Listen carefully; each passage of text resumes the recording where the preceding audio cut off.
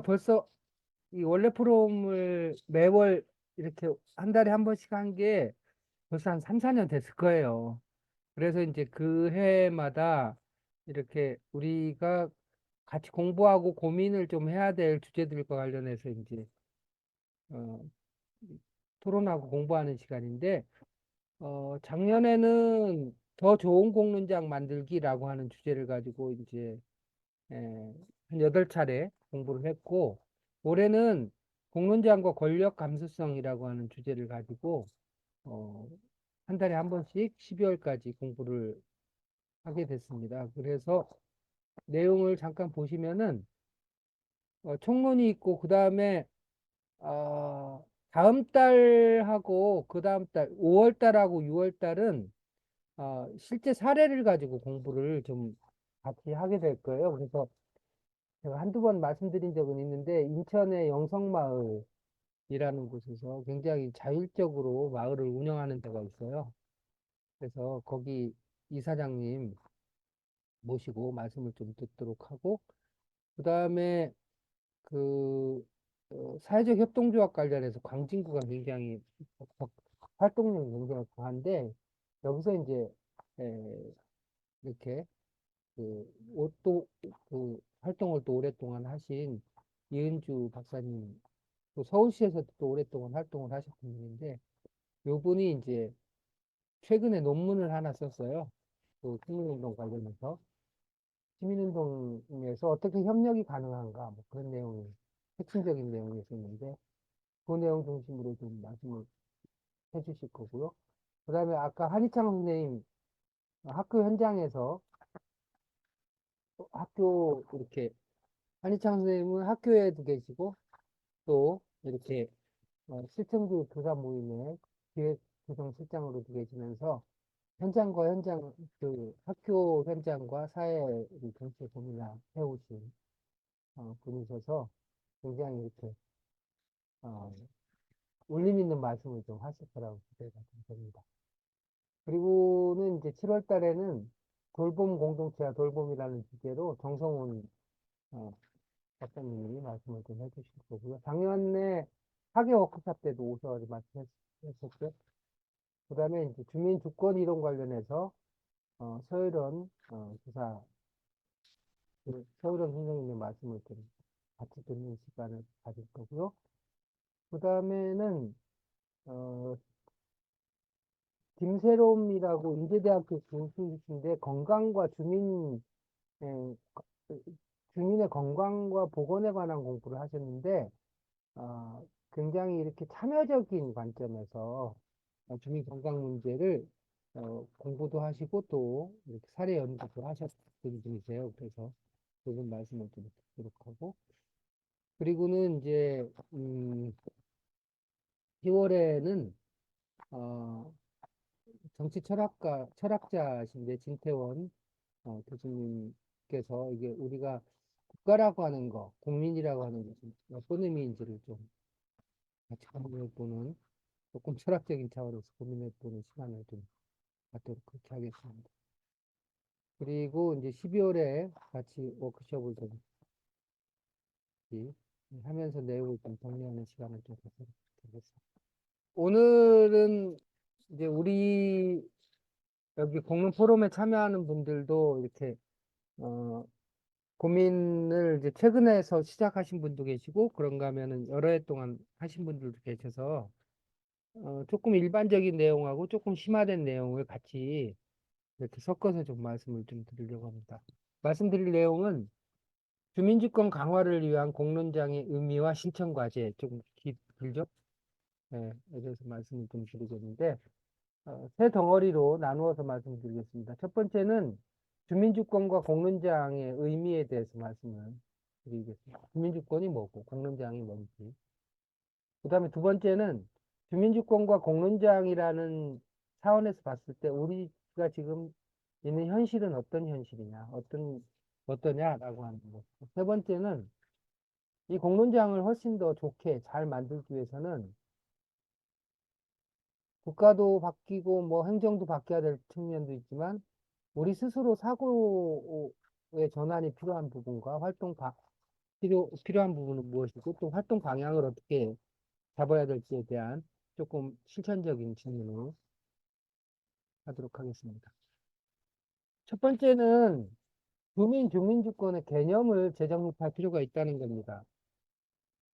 우리가 주민이라는 말 많이 쓰잖아요. 근데 이 주민이라는 개념이 재정립할 필요성이 있어요. 삶의 구성적이고 자주적인 주체로서 재정립할 필요가 있습니다. 주민이라고 하는 것이 자율적이고 자기 통치의 정치적 주체로 의미를 재정립할 필요가 있습니다. 다음 내용을 보시면 여러분들이 이해를 하실 건데요. 우리가 주민주권이라는 말 많이 쓰는데 행정법이나 현행에서 주민이라고 하는 것은 거주자라고 하는 뜻이에요.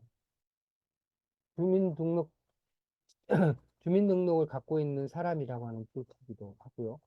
그래서 이게 주민을 통치의 대상으로 인식하고 있는 것이고, 또 뭐 주민 소환, 뭐 주민 투표 뭐 이런 게 있는데 상당히 형식적이죠. 형식적인 주민에 의한 자기결정권. 정치적 권리라고 하지만 실현되기 굉장히 어려운 조건을 갖고 있습니다. 일상을 담아낼 수 있는 집단적 권력이라고 하는 개념은 들어가 있지 않죠. 근데 이 주민주권에서 주민주권이 갖고 있는 특징을 보면 이게 뭐 굉장히 복잡한 얘기인데 핵심적인 말씀만 좀 드리면 생활세계 삶의 주인이라고 하는 뜻이죠. 그리고 자율적 문제 해결과 의사결정권자라는 것이고 정치적 공론장의 주인이라고 하는 뜻입니다. 또한 교수님, 예, 그 화면이 같이 안 넘어가고 있어서 어, 화면 다시 해주셔야 될 것 같습니다. 화면이 같이 안 넘어가요? 예, 지금 첫 화면에서 지금 넘어갔습니다. 그렇구나. 지금은 넘어가요? 지금 예, 넘어가요? 안 넘어가요? 지금은 넘어갑니다. 다행이네요. 그, 얘기를 다시 해야 되나? 어떻게 해야 되나? 그, 그냥 이어서 말씀을 드릴게요. 어, 그래서 이게, 지금은 이 주민이라고 하는 의미가 옛날처럼, 어, 정소성이라고 하는 의미만 있는 건 아니잖아요. 그, 삶의 주체라고 하는, 삶이라고 하는 의미가 훨씬 더 중요해졌죠. 라이프라고 하는. 장소라고 하는 사이트라고 하는 의미보다는. 그래서 영토나 영역에 얽매이지 않은 개념이고 오히려 네트워크를 통한 공간 초월적인 의미를 갖고 있는 것이죠. 그래서 주민이라고 할 때 그 거주한다라고 하는 것이 과제나 문제 해결 중심의 협력과 연대라고 하는 의미가 훨씬 더 중요해지고 있다고 볼 수가 있죠. 이해가 잘 되실 거고요. 이게 우리가 국민주권, 주민주권 이런 말 쓰잖아요. 근데 이제 또 국민주권, 주민주권, 뭐 시민주권 이런 말을 쓰는데 왜 주민주권이라는 말이 별도로 필요할까요? 이게 국민주권이라고 하는 것은 근대 국가에서 국가가 만들어지는 과정에 국가를 구성하는 사람들이라는 뜻이에요. 뭐 루소라는 사람은 일반 의지를 만들어가는 사람들이라고 하는 의미로도 썼는데 어쨌든 국가를 구성하는 사람들이라고 하는 의미가 굉장히 강하죠. 그래서 대한민국이 48년에 만들어지면서 우리가 국민이 된 거죠. 그때. 그 전에는 국민이 안 했었죠. 그런가 하면 시민주권이라는 말도 많이 쓰잖아요. 시민이라고 하는 것은 국민하고 좀 다르죠. 국가를 운영하는 정치적 주체라는 뜻이에요. 그래서 국가를 향한 계약과 권리의 주체라는 뜻이고, 정치적, 사회적 보편적 권리를 요구하고 권리를 실현하는 주체라고 하는 대단히 중요한 정치적인 의미를 갖고 있죠. 그런데 이 시민이라고 하는 것은 말 그대로 서구에서 시민사회가 형성될 때 만들어진 개념으로서 이게 보편적인 인간의 권리, 헌법에서 말하는 기본권, 뭐, 언론의 자유, 뭐, 무슨 종교의 자유, 뭐, 이런 거. 그런 보편적 권리라고 하는 의미는 강한 반면에 삶의 현장성, 구체성, 자기 통치성이라고 하는 의미는 시민 주권이라고 하는 개념에는 굉장히 취약하거나 제대로 담아내지 못해요. 그런 측면에서 우리 현실을 보면 삶의 모든 영역이 국가와 행정 권력에 의해서 통제되고 있다고 볼 수가 있고, 국가 및 행정 의존적인 태도가 굉장히 강하죠. 그래서 문제 해결의 자발성이 상당히 고갈돼 있다고 볼 수가 있습니다. 우리가 지금 아까 우리 이광재 선생님 그 회장님 말씀하신 것처럼 우리 삶의 문제인데 낚시터 문제로 인해 가지고 많은 사람들이 영향을 받고 있는데 그 문제를 우리가 어떻게 풀어가야 될지라고 지금 고민하고들 계시잖아요. 우리 문제인데 그 문제를 여태까지는 행정이 해결해 주기를 그냥 막연하게 기다렸던 거잖아요. 그런데 이제 국가나 행정의 능력의 한계가 그대로 노출됐고 이렇게 그 삶의 만족도는 계속 하락해 왔다 이렇게 말씀을 드릴 수가 있습니다. 이런 상황에서 이제 주민주권이라는 개념을 재정립할 필요가 있죠. 주민이라고 하는 개념을 그 주소지를 갖고 있는 관리 대상으로서의 사람이 아니라 행정이나 정치 권력의 대상이 아니라 활동적 세계와 생활의 주체라고 하는 의미로 그리고 주민이라고 하는 것은 역사와 인간관계 그다음에 양육과 교육이 이루어지는 역사적인 사회적인 문화적인 공간에서 살아가는 존재라고 하는 이게 어려운 얘기가 아니라 주민은 자기 역사성과 자기 관계성을 갖고 있는 자율적인 존재라고 하는 의미를 갖고 있다라고 하는 겁니다. 또한 주민이라고 하는 것은 삶의 안정성이나 지속성이나 관계성을 중시하는 공간에서 살아가는 사람들이고 그리고 주민은 다양성과 차이에 기반한 삶의 공간에서 살아가는 주체들이죠. 그래서 이게 주민이 주민 공론장의 주체가 될 수 있다라고 하는 말씀이죠. 나중에 말씀을 더 드리겠습니다. 그리고 삶의 영역에서 살아가는 주체적 인간인 주민일 때 의사소통을 통해서 우리가 상호 이해와 공감 또 호혜적인 문제 해결이 가능하게 되겠죠. 주민 주권이라는 말의 의미를 우리가 다시 예, 적극적으로 해석할 필요가 있습니다. 주민이 자기 결정권을 구성하고 행사할 권리로서 주민 주권으로 의미 정리를 다시 해야 되죠. 그래서 주민은 삶의 주체로서 자기 결정권을 갖는 사람이라고 하는 자신의 문제를 공동으로 논의하고 판단하고 결정하는 주권적 존재라고 하는 것. 스스로 공론장을 만들고 주민의 뜻과 의지를 자율적으로 형성하는 존재라고 하는 것. 자신들의 요구와 결정사항을 국가와 행정을 통해서 관철하기 위해서 영향력을 형성하는 의사소통 권력을 형성하는 주체이기다. 또 사안에 따라서 지역과 국가 영역을 넘어서 자율적으로 연대하고 협력하는 권력을 담지한 주체라고 하는 것. 이런 의미로 적극적으로 우리가 해석할 필요가 있다. 이렇게 봅니다. 우리가 잘 아시는 말씀인데 다시 한번 상기를 한 거고요. 주민 권력과 이제 아까 수기민주주의 말씀하셨는데요. 이 주민 권력과 수기민주주의는 어떤 관계가 있을까요? 우리가 뭐 지금도 뭐 대의제 하에서도 주민 자치, 뭐 주민 소환권, 뭐 주민 뭐 발안권 뭐 이런 것들 있잖아요. 뭐 직접 민주주의의 뭐 일요소다 이렇게 얘기도 하기도 하고 뭐 그런가 하면 주민 대표도 뽑고 뭐 그 구청장도 뽑고 이렇게 하잖아요. 그런 일반적인 우리가 대의민주주의 또는 뭐 참여민주주의 이런 것과 다르게 왜 주민의 삶의 공간에서는 수기민주주의라고 하는 것이 훨씬 더 중요한 의미를 갖는지를 이해하시면 될 것 같아요. 왜 우리 삶의 영역에서는 다른 대의민주주의나 그리고 많은 사람들이 얘기해왔던 이런 참여민주주의보다도 수기민주주의라고 하는 것이 우리 삶의 공간에서는 중요한가? 요 주민주권과 수기민주주의 관계를 잘 이해를 할 때, 아, 이래서 공론장이 수기민주주의와 밀접한 관련이 있구나라고 하는 것을 또 이렇게 이해를 할 수가 있게 되죠. 이거를 좀 이해를 하려면 많은 얘기가 필요하지만 핵심적인 내용만 좀 말씀을 좀 드리겠습니다. 오늘은. 그거는 우리 그 주민들의 우리 일상인들의 삶의 공간이라고 하는 세계가 갖고 있는 특징 때문에 그렇습니다. 주민들의 그래서 이제 이걸 생활 세계라고 한다고 했잖아요. 주민들의 일상적인 삶과 경험을 중심으로 한 공간이라고 하는 뜻이고 그 생활 세계라고 하는 것은 개인의 일상과 문화와 사회적인 작용이 사회적인 맥락에서 이루어지는 생활 영역이잖아요. 이 우리들의 삶의 영역,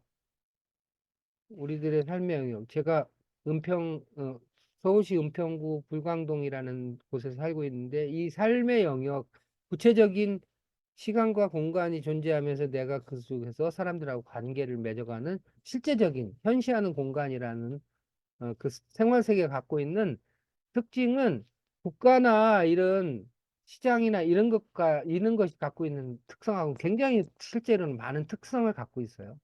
일상성을 갖고 있죠. 문화적인 맥락이 존재하고, 사회적인 상호작용이 존재하고, 경험의 세계이고, 그리고 끊임없이 이렇게 관계를 통해서 현실을 재구성하고 변화하는 공간이고, 또 무엇보다 중요한 것이 의사소통이 이루어지는 공간이라고 하는 특징을 갖고 있는 공간입니다. 우리 삶의 영역이라고 하는 것은 이런 소위 말하는 국가나 이런 그 행정이나 또 이런 시장이라든가 이런 다른 영역이 갖고 있지 않은 독특한 특성을 나름대로 갖고 있는 공간이라고 볼 수가 있죠. 이런 공간에서 이제 주민 공론장을 한다라고 하는 것은 어떤 의미냐면은 일상생활과의 연결성이 형성된다는 거죠. 그래서 일상의 상호작용과 공동체 간의 유대가 자연스럽게 형성되는 공간이고, 그런가 하면은 이 주민 공론장이라고 하는 것은 형식적인 틀이 없죠. 우리가 뭐 국가에서 하는 공론화 이렇게 해가지고 뭐 몇 명 이렇게 뭐 무작위 추출해가지고 하는, 그리고 그 국가가 정한 틀에 의해서 되는 게 아니잖아요. 우리 이웃들하고 필요한 문제가 있으면 함께 만나서 풀어가는 공간이잖아요. 그런 점에서 비형식성과 접근이 용이하다라고 하는 측면이 있고, 그 공간은 의사소통을 통해 가지고 상호 이해와 합의가 가능한 대화가 이루어지는 공간이죠.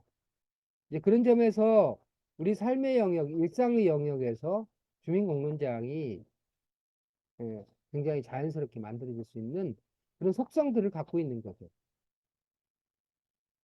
그런가 하면 이제 주민공론장을 열 때 지역 지식을 활용할 수 있고, 그 다음에 개인과 집단의 정체성을 확인하고 또 공감대를 형성하는 기회가 만들어지고, 사회 통합과 결속이 다져지는 그런 효과를 얻을 수 있게 됩니다.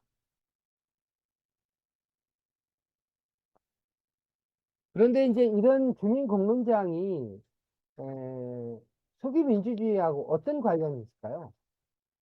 우리가 수기민주주의 하니까 뭐 엄청나게 뭐 거창하고 굉장히 어려운 것 같은데요.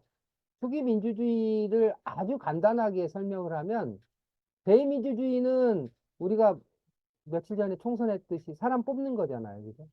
국회의원 뽑고 뭐 지자체장 뽑고, 그 뽑은 사람이 가서 일하게 하는 거죠. 사람을 뽑는 거죠. 그런가 하면 참여민주주의는 뭐냐면, 행정에서 위원회 만들어가지고 위원회에 시민단체 사람들 불러가지고 의견 참고해가지고 결정하는 게 참여민주주의예요. 대신에 대의민주주의는 그 사람이 가서 뭐 하는지 잘 몰라요. 참여민주주의는 내가 나를 대표할 수 있는 기회가 없어요. 그렇죠? 음. 참여민주주의는 우리 조직을 대표하는 사람이 가는 거죠. 근데 그 사람이 가서 어떤 짓을 하는지는 잘 몰라요. 그런가 하면 참여민주주의의 결정적인 맹점 중에 하나는 뭐냐면, 여전히 행정이나 국가가 주도하죠. 그래서 의제라든가 구성이라든가 논의 방식이라든가 하는 것을 행정이 갖고 사람들이 참여한 가운데 논의를 통해서 결정하는 방식이기 때문에 자율성이 굉장히 제한적일 수밖에 없죠. 반면에 이 수기민주주의라고 할 때는, 수기민주주의도 국가에서 쓸 때는 이상한 방식으로 쓰긴 하지만, 수기민주주의의 핵심적인 내용은 뭐냐면, 여러분들이 세 가지 단어를 딱 기억하고 계시면 돼요. 하나는 삶의 현장이라고, 생활 세계, 삶의 영역에서 이루어진다는 것이고, 그 다음에는 토론이 이루어지는, 의사소통을 통한 토론이 이루어지는 공간이라고 하는 것이고, 그리고 세 번째는 상호 이해와 공감을 통해서 합의를 형성하려고 노력한다라고 하는 것이 수기민주주의의 핵심적인 내용입니다. 삶의 현장이 빠져서도 안 되고, 그리고 의사소통을 통한 토론이라고 하는 것이 빠져서도 수기민주주의가 안 돼요. 그런가 하면 삶의 영역에서 문제를 해결하고 주민 권력을 형성하기 위한 합의가 이루어지는 공간으로서의 의미가 빠져서는 안 되는 거죠.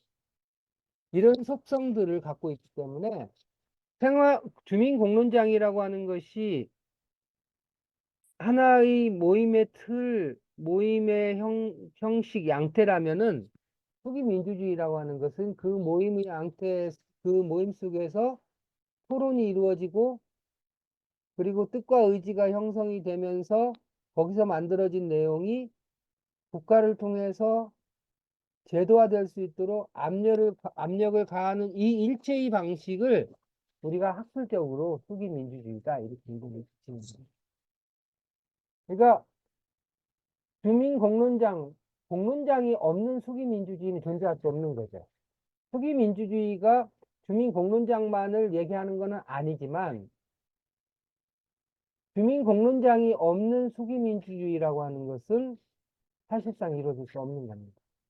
수기민주주의의 핵심은 그래서 주민공론장이 되는 겁니다. 잘 이해가 되셨을 것 같고요. 그래서 주민공론장을 통해서 우리는 주민 권력을 형성하게 되고 그리고 어, 주민공론장과 주민공론장과 주민권력 수기민주주의는 이게 어떤 측면을 보고 얘기하느냐의 차이일 뿐이지 굉장히 밀접한 관계가 있는 용어들이다 이렇게 이해를 하시면 되겠습니다. 민간 협치에 대해서는 아주 핵심적인 부분만 말씀드릴게요. 민간 협치 굉장히 많이 하는데 민간 협치에서 중요한 거는 자율성하고 수평적이고 호혜적인 관계죠. 근데 우리가 지금 이렇게 민관이 협치할 때 이렇게 자율적이고 호혜적인 관계를 만들어 가나요? 민간 협치할 때 핵심적인 원칙은 뭐냐면 외압으로부터 자율적으로 결정할 수 있어야 되고 그 다음에 대등한 입장에서 논의하고 결정할 수 있어야 되고 주민 주권에 기여할 수 있어야 된다고 봅니다. 이럴 때 실제로 협치라고 하는 것이 의미를 가질 수가 있는 것이죠. 그런데 현 상태는 그렇지 않은 것 같아요. 이거는 뭐 나중에 또그 누차 말씀드릴 기회도 있고 또 여러분들하고 또 오랫동안 얘기를 해왔던 측면이기도 한데 우리 현 상태를 보면 민간 협치라고 하는 것이 양적으로 굉장히 확대됐어요. 다양한 형태의 참여, 민간 협력, 거버넌스라는 말이 그냥 굉장히 많이 쓰이잖아요. 그런데 대부분 행정의 요구와 필요와 요구에 의해서 형성되죠. 대부분의 행정의 요구와 재원을 사용해서 사업 방식으로 진행된 거죠. 실제로 주민단체들은 더러 참여하고 시민단체들은 참여하고 활동가들은 참여하는데 실제로 실제적인 주민 참여는 굉장히 미약하죠. 그래서 이게 제가 오늘 내용은 없는데 시민 없는 시민운동이 있었던 것처럼 주민 없는 민간협치라고 하는 것이 이루어지고 있어요. 주민단체하고 행정하고 이렇게 하는 경우는 많지만 실제로 주민 활동가와 주민이 주도하는 이런 활동은 오히려 그 민간 협치에서 그렇게 활성화되지 않은 측면들이 있는 거죠. 불완전한 기반이에요. 그래서 서울시 같은 경우에 다 날라가 버리고 나갔잖아요. 민간 협력 여부가 행정의 손에 달려 있어요. 심각한 문제입니다. 여전한 일방주의가 통하고 있죠. 자율성은 낮고 수평적인 관계는 이루어지지 않고 있어요. 이게 앞서 말씀드린 것처럼 민간 협치라고 하는 것이 자율성을 갖고 주민주권 강화에 해야 된다라고 할 때 주민주권 강화에 기여해 왔느냐? 저는 별로 기여하지 못했다고 생각합니다. 제가 이렇게 야박하게 평가하는 게 아니라 실제로 많은 분들이 그렇게 얘기를 하죠.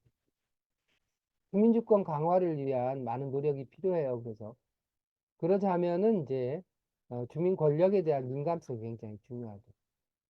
주민 권력에 대한 민감성이라고 하는 것은 주민과 국가의 관계를 권력 관계로 인식하기 시작해야 된다라고 하는 겁니다. 권력 관계로 인식을 할 때 국가 의존적인 태도에서 극복할 수 있어요. 국가 의존적인 태도에서 벗어나고 국가 중심주의적인 이데올로기에서 벗어나야 됩니다. 그러면서 지금 현재 이루어지는 민간 협치에 어떤 문제점과 어떤 잠재력이 있는지를 파악하는 것이 굉장히 중요하고, 민간 협치는 굉장히 중요하죠. 지금 국가가 혼자서 할 수 있는 건 거의 없어요. 그런데 그 관계가 정상적인 관계, 서로가 서로를 돕는 관계가 되기 위해서는 굉장히 자율적인 관계가 돼야 되잖아요. 개선 방향과 과제를 도출해야 되고 올바른 관계 맺기가 돼야 되죠. 제가 요 관련해서 다 말씀드릴 수는 없고 한 가지 재밌는 말씀을 좀 드릴게요. 우리가 행정하고 관계를 맺을 때는요, 행정 영역, 국가 영역이 존재하는 것처럼 시민사회 영역, 주민사회 영역도 존재하잖아요. 그래서 국가나 행정과 관계를 맺을 때는 굉장히 이렇게 선택적인 관계를 맺어가야 돼요. 행정이 요구한다고 그냥 수용하고 따라가고 이렇게 하면 안 되고요. 행정과의 관계 맺기는 굉장히 다양할 수 있습니다. 주민의 삶의 문제 해결에 별로 도움이 안 되거나 자율성을 억압하는 건 거부해야죠. 무시할 수도 있고, 또 좋은 내용이면 수용할 수도 있습니다. 때에 따라서는 경쟁할 수도 있고, 타협할 수도 있고, 협력할 수도 있는. 이런 어떤 전략을 선택할 것인지를 주민 스스로 결정할 수 있을 때 자율적이라고 얘기할 수 있는 겁니다. 그런데 이 선택의 폭과 범위는 주민 역량에 달린 거겠죠. 그리고 이런 주민 역량을 확보하는 것만큼 주민 권력이 형성되는 거다. 이렇게 말씀을 드릴 수가 있습니다. 관계를 주도적으로, 선택적으로 맺어갈 필요가 있다는 점을 꼭 기억하시고요. 그래서 이게 국가 의존적인 태도에서 벗어나기 위해서는 권력 감수성을 갖는 것이 굉장히 중요하고, 주민 역량이 커질수록 선택의 폭과 범위는 넓어지고, 행정과의 관계에서 중요한 것은 그래서 사업이 아니에요. 이건 뭐 나중에 또 말씀을 또 드릴 기회가 있을 겁니다. 우리가 사업에 혹해가지고 사업만으로 행정과 관계를 맺으면서 이렇게 자율성이 굉장히 침식당하는 측면이 있거든요. 사업이 아니라 정책적인 내용과 형식을 공동으로 민간 그 민간협력관계법에 있는 것처럼 내용과 형식을 공동으로 결정하는 것이 거버넌스입니다. 행정이 내려주는 사업을 하는 것은 극히 부분적이고 그것만 하다 보면 완전히 노예가 되는 거고요. 공동 결정을 하는 것이 핵심적인 거버넌스다라고 하는 점을 잊으시면 안 되고요. 우리가 이제 공론장을 잘 만들려면 공론장이 실제로 제대로 열리기 위해서 필요한 것은 뭐고 그런 측면에서 우리 현실은 지금 어디 와 있는지를 정확하게 아는 것이 필요하다고 생각합니다. 공론장이 만들어지기 위해서는 목적이 분명해야 되고 무엇보다 자발적인 참여가 이루어져야 되고 배제되는 사람이 없어야 되죠. 포용력이라고. 그다음에 풍부한 정보가 이루어지고 쉽게 접근할 수 있어야 되고 충분한 논의 기회가 보장돼야 되고 거기서 나온 논의 결과가 제도화되고 법제화될 수 있도록 논의 결과가 존중돼야 됩니다. 이런 조건들이 이제 필요한데 그런 측면에서 봤을 때 우리가 지금 공론장을 형성하기 어렵게 하는 현실들이 몇 가지 존재하는 것 같아요. 이거는 뭐 한계라는 의미보다도 우리가 염두에 두고 준비를 잘 해가면 된다라고 하는 의미로 말씀을 드리는 건데요. 첫 번째는 무엇보다도 권위적인 행정과 불신이죠. 행정의 공적 사안에 대한 배타적인 태도라든가 주민에 대한 신뢰 부족, 또 촘촘한 행정 전달 체계와 간변 단체. 잘 이해가 가실 거예요. 이런 아직도 권위적인 행정과 주민에 대한 불신 같은 것이 거버넌스 그 공론장을 형성하기 굉장히 어렵게 하는 조건 중에 하나고, 그다음에 주민의 행정 의존적인 태도 역시도 우리가 이렇게 극복해 가야 될 측면. 이거는 뭐 누구 한 사람의 문제는 아니죠. 우리 역사가 어, 오랜 동안 국가주의적인 이데올로기 속에서 국가가 모든 것을 다 선도해서 다 하면서 그 혜택을 이렇게 국민들이 입어온 경험들이 누적되다 보니까 아직도 대단히 행정 의존적인 태도가 굉장히 깊이 뿌리 깊게 남아 있어요. 주민의 공적 사안에 대한 행정 의존적인 의식, 인식.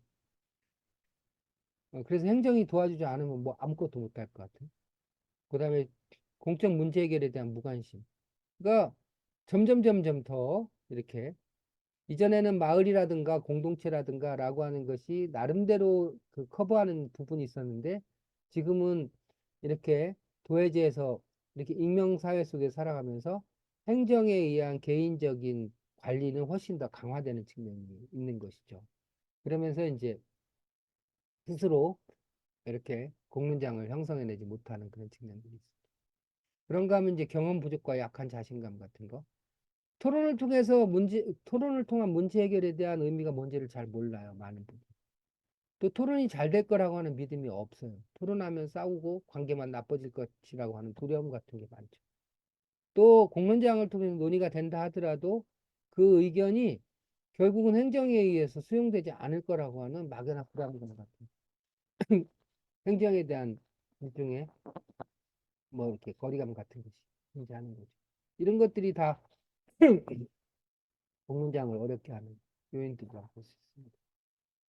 우리 현실을 요약하면 주민 주체라고 말하지만 여전히 행정 중심이고 주민의 행정 의존적인 태도가 강하고 주민 자신에 대한 약한 신뢰가 여전히 남아있고 그 다음에 이제 문제 해결 방법으로는 불만과 불편, 그 다음에 개별적 민원, 집단 행동을 통해서 해결하려고 하는 경향. 공론장을 통한 뜻과 의지를 형성해본 경험이 부족하고 국가에 대한 강제력은 통치력으로서의 강제력은 약화됐지만 여전히 국가 중심적인 이데올로기는 우리 내부에 굉장히 깊이 내면화되어 있다. 이렇게 말씀드릴 수밖에 없습니다. 질문을 간단하게 드리고 아주 핵심적인 내용으로 그냥 들어가겠습니다. 공무원만이 공적 사안을 다룰 수 있는 것인가? 주민은 관리 대상으로서만 머물러 있기를 원하는가? 주민은 사적 이익에만 빠져 있는가? 주민은 좋은 내용을 형성할 준비가 되어 있지 않은가? 주민은 좋은 공론장을 만들 역량이 부족한가?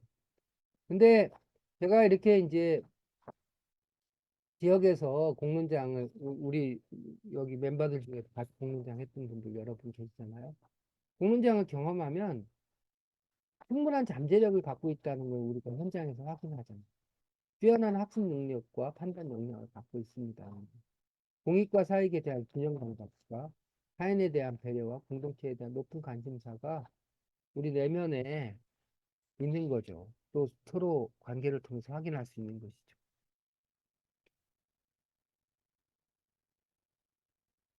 자, 마지막으로 사고 전환과 관련해서 뭐 여러 가지가 있는데 핵심적인 내용만 말씀드리고 얘기를 일단 정리를 좀 하겠습니다.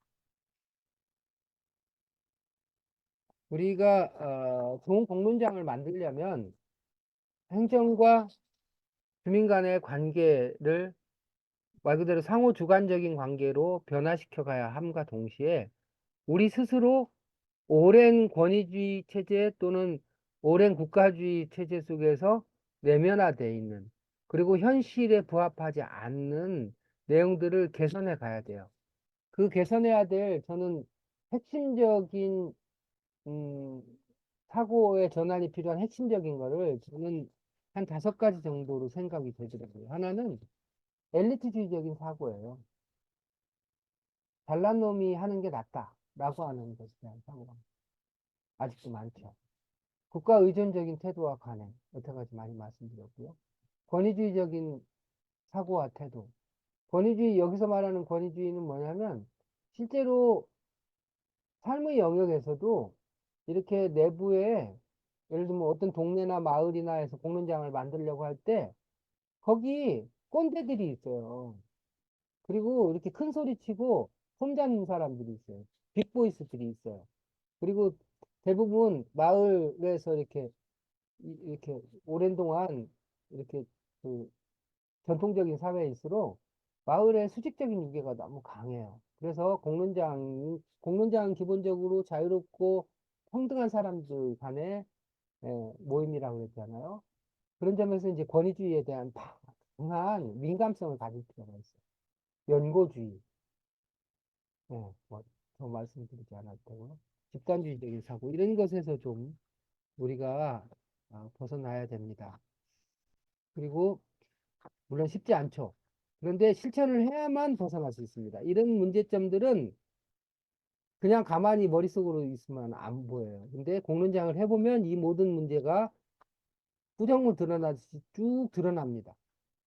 예.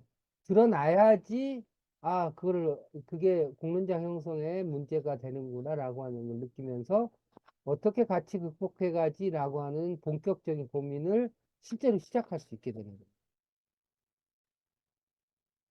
자, 그 다음에, 음, 행동 방향과 관련해서도, 어, 핵심적인 내용만 말씀드릴게요. 아, 주민주권을 강화하기 위해서는 공론장이 필요한데, 공론장에 참여하는 사람들이 가져야 될, 어떻게 보면은, 뭐 이렇게, 태도일 수도 있고, 뭐, 활동 방향일 수도 있고, 국가라고 하는 이렇게 그냥 막연한 것으로부터 삶의 구체성, 구체적인 문제로 들어가야 됩니다. 예. 또, 이념에서 문제 중심으로 들어가야 됩니다. 세 번째는요, 사업에서 활동으로 들어가요. 이게 굉장히 중요한 거예요. 지금 다들 주민자치한 다음에 다 사업하고 있잖아요. 사업이 끝나니까 활동이 끝나. 그리고 그 주민들이 그 사업의 의미를 같이 공유하지 못해요. 그 다음에 집단이나 조직에서 네트워크화된 개인으로 해야 됩니다. 이게 수기 민주주의는요, 이전에도 말씀드린 것처럼 자유롭고 평등한 사람들이 모여서 상호 의사소통을 하면서 사고의 확정과 전환을 이루는 공간이잖아요. 사고의 전환과 확장이라고 하는 건 개인을 중심으로 이루어질 수밖에 없죠. 그런데 고립된 개인이 아니라 네트워크화된 개인이죠.